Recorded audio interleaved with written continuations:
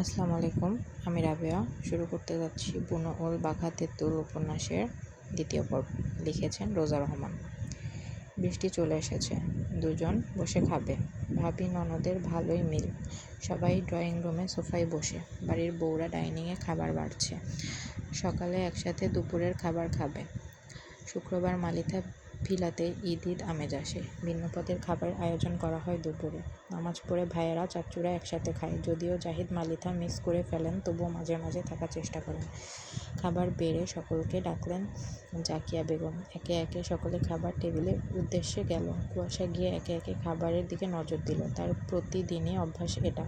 দেখল প্রায় ৮-১০ রকমের পদ রান্না হয়েছে। তার মধ্যে তার সবথেকে প্রিয় ডিম ভুনা ও খাসির মাংস ভুনা। এই দুটো খাবার শিশিরেরও প্রিয়। কুয়াশা গিয়ে আগে আগে খাসির মাংসের বাটিটা নিয়ে বসল। তা দেখে শিশির ভ্রু কুঁচকাল। এদিকে আজমিরা বেগম চোখ রাঙিয়ে তাকালেন। কুয়াশা দুজনে একজনকেও পাত্তা দিল না। সে তো আগে খাবে, তারপরে কথা। শিশির ওকে একা খেতে দেখে উঠে গিয়ে ওর সামনে থেকে বাটিটা নিয়ে চলে এলো। সবার নজর ওদের দুজনের দিকে। মনে মনে কেউ ভাবছে, আবার বাঁধবে এক চালান। হিমেল কুয়াশার মুখের অবস্থা দেখে খ্যাক খ্যাক করে হেসে দিল। কুয়াশার মেজাজ গেল আরও বিগড়ে। উঠে যাবে আজমিরিন বেগম দিলেন এক রামধমক। ধমক খেয়ে বসে ফুপাতে লাগলো। তা দেখে জাকির মালিথা আজমিরাকে বললেন, আজমিরা, বকছো কেন? এই বলে শিশির উদ্দেশ্যে বলল, এই বেয়াদব ছেলে, তুই ওর মুখের খাবার কেড়ে নিলি কেন? বাবাও একই খাবে নাকি? দেখলে না কি হারে একা একাই খাচ্ছিল? অমন খেলে তো 2 দিনে ফেটে ফুটে বেরিয়ে যাবে। কম কম করে খেতে বলো তোমার ভাতিজিকে, নয়তো বিয়ে হবে না। তারপর আবার কুয়াশাকে বলল, নেকারানি, কম করে ঢং কর। বলার শেষে মন দিল খাওয়াতে। কুয়াশা তা শুনে আরও ফুপিয়ে কাঁদতে লাগলো ঢং করে। জাকিয়া ছেলের দিকে চোখ মুখ কুঁচকে বললেন, তোর আর কি ছিল না? ওর থেকেই কেন নিতে হলো তোর? আমার এতগুলোই হয়ে যাবে।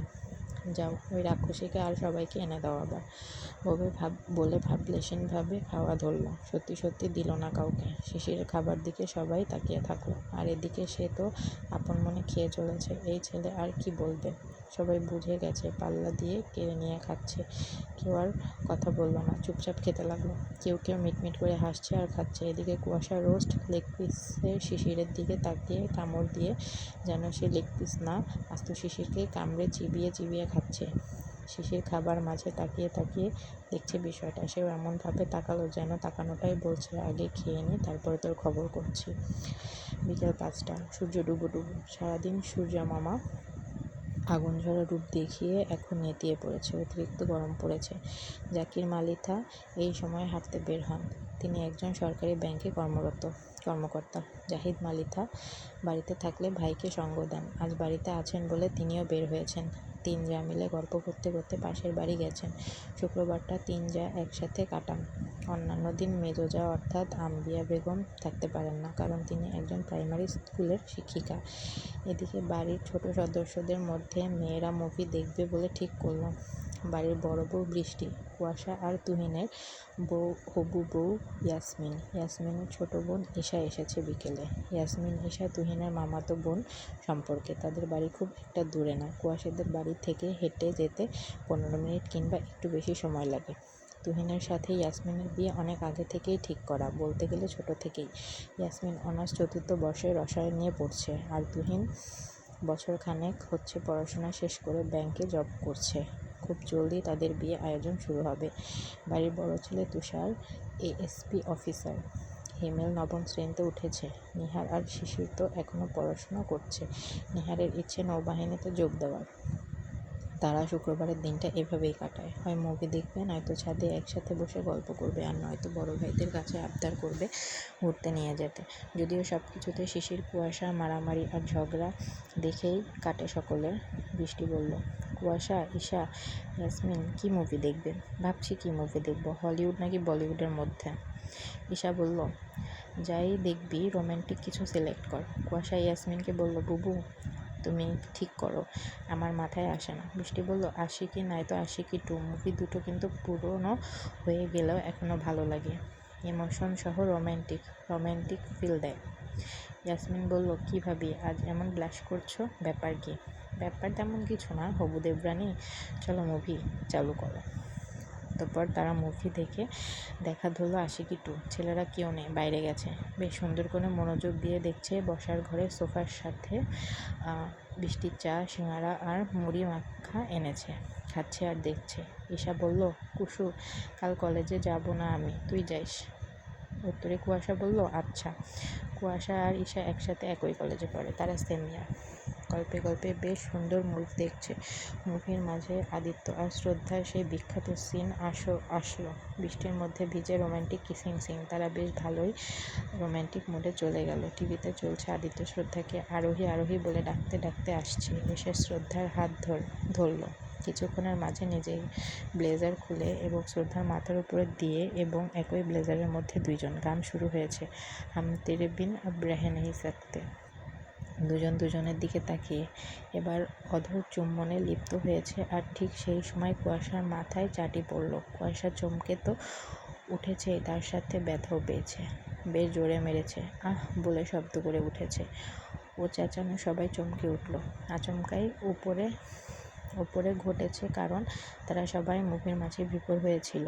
কে মারলো সেটা উৎস খুঁজতে কুয়াশা সহ সবাই তাকালো। দেখলো শিশির কুয়াশার পিছনে দাঁড়িয়ে।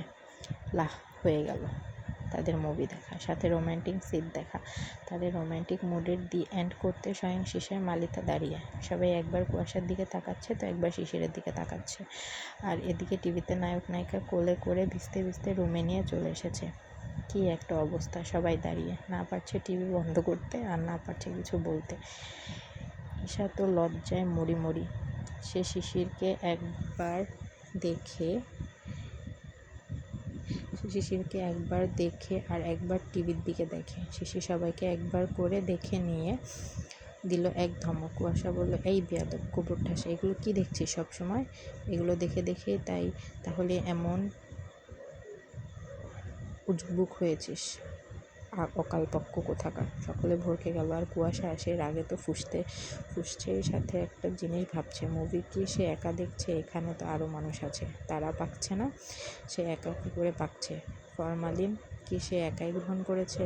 ভাবনার মাঝে শিশির এবার ওর চুল টেনে ধরল। ব্যথায় আবারও আহ করে উঠল। আর কুয়াশা চোখের পানি এসে গেল। সে চুল ধরা অবস্থাতে উঠে দাঁড়ালো, চেঁচিয়ে বাজখারা কণ্ঠে বলল, এই খাটাসের বাচ্চা, চুল ছাড় চুল। তোর বাবাতি চুল আমার মাথায় লাগিয়েছি আমি? সবসময় চুল ধরবি বলতে বলতে শিশির চুল ধরতে গেলে কিন্তু পারল না, কারণ শিশির ওর থেকে অনেকটা লম্বা। চুল না পেয়ে কি হবে? থেমে থাকবে না কুয়াশা, কখনো না। সে চুল ধরতে না পেরে শিশিরের কান ধরল। বেশ জোরেই ধরেছে। আচ্ছা, জোরেই। ব্যথা পেল শিশির আরও গেল রেগে। একে তো তুই তুকারি করছে, তার উপর বাজে ভাষা ছাড়ছে, আবার এখন তার কান ধরল? কত বড় সাহস! আর এদিকে সবাই হতভম্ব, হতবুদ্ধি, হতবিস্মৃত হয়ে দাঁড়িয়ে আছে। তারা কিছু বলতে এবং করতে যেন ভুলে গেছে। কিছুক্ষণ কড়াকড়ি মাথা কাজ করলো না। পরিস্থিতি বিগড়াতে দেখে একসময় ইয়াসমিন হুঁশ এলো। সে তাড়াতাড়ি এসে এগিয়ে গেল, বলল, এই শিশির, কি করছিস? ছাড়, লাগছে ওর। আরে ছাড়। ইয়াসমিনকে বলতে দেখে বৃষ্টিও এবার এগিয়ে এলো। টেনে সরানোর চেষ্টা করছে দুজনকে, কিন্তু কেউ কাউকে ছাড়ার নামগন্ধ নিচ্ছে না। মারামারি, সাথে দুজনের মুখে ননস্টপ বকাবকি চলছে। এরই মাঝে তুহিন আর তুষার এলো। এসে বাড়ির এরকম অবস্থা দেখে তারা হতভম্ব হয়ে কিছুক্ষণ বোধশক্তি হারিয়ে ফেলল। তারপর বোধ হতে দুজন চেঁচাতে চেঁচাতে এগিয়ে এলো। এসে তুহিন তুষার পেছন থেকে শিশিরকে ছাড়িয়ে নিল। ছাড়া পেয়ে কুয়াশা ক্ষান্ত হচ্ছে না। আবার তেড়ে মেরে যেতে গেলে তুষার ওকে জড়িয়ে নিল নিজের মাঝে। নিজে বসলো সোফায়, সামনে থেকে পানি নিয়ে খাওয়ালো। টকটক করে পানি খেলো কুয়াশা। মারামারি করে হাত ধরে গেছে তার। শিশিরও হাঁপাচ্ছে। তাকে অন্য পাশে তুহিন নিয়ে বসেছে। দুজন দুজনের দিকে ঈগল চোখে তাকিয়ে আছে। দুজনকে এখন বাজ পাখির থেকে কম কিছু লাগছে না, যেন শকুনের ন্যায় শিকার করবে ভাবটা এমন। এই রাঙামোলা ভাঙা কুলা কোনো কাজের না। এই গোবর ঠাসা, কি বললি তুই? আমি কোনো কাজের না? তাহলে মানছো তুমি রাঙামোলা ভাঙাগুলা, গোবর ঠাসার বাচ্চা? কথা অতি রাগের সাথে বলল শিশির। তেড়ে গেল কুয়াশার দিকে, কিন্তু নিহার আটকে দিল। ধমকে বলল, শিশির, হচ্ছেটা কি এসব? তুই দেখছিস না ওর হাত পা ধুয়ে মুছে লেগেছে আমার সাথে? ও ছোট বাচ্চা, ওর কথা কেন ধরবি তুই? আর বললে কি তুই ওইসব হয়ে যাচ্ছিস? ভাই তুমিও এই কথা বলছো? ওকে সহ্য হয় না আমার, চোখের সামনে থেকে সরতে বলো, নয়তো আমি গেলাম। আর তুই তোর প্রেমের প্ল্যান একারই। এই বলে শিশির নিজেকে ঝাটকা মেরে ছড়িয়ে নিল নিহারের থেকে। নিহার এবার একটু নরম হয়ে আবার শিশিরকে নিয়ে বিছানায় বসলো। বলল, আরে রাগ করছিস কেন আমার সোনা ভাই? তুইও আমার বাচ্চা ভাই, আয় আদর করে দিয়ে একটু, তাও রাগ করিস না। কুসু তো ছোটই বল, তাই বললাম। সর, আলগা পিরিত দেখাতে হবে না।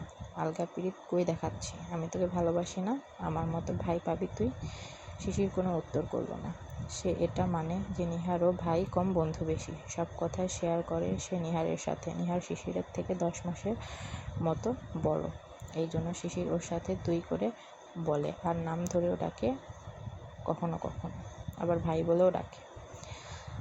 দ্বিতীয় পর্বটাও শেষ করে ফেললাম। আশা করি আপনারা সবাই সাথে থাকবেন এবং সাবস্ক্রাইব করে আমার চ্যানেলে আমার সাথেই আপনারাও এগিয়ে যাবেন।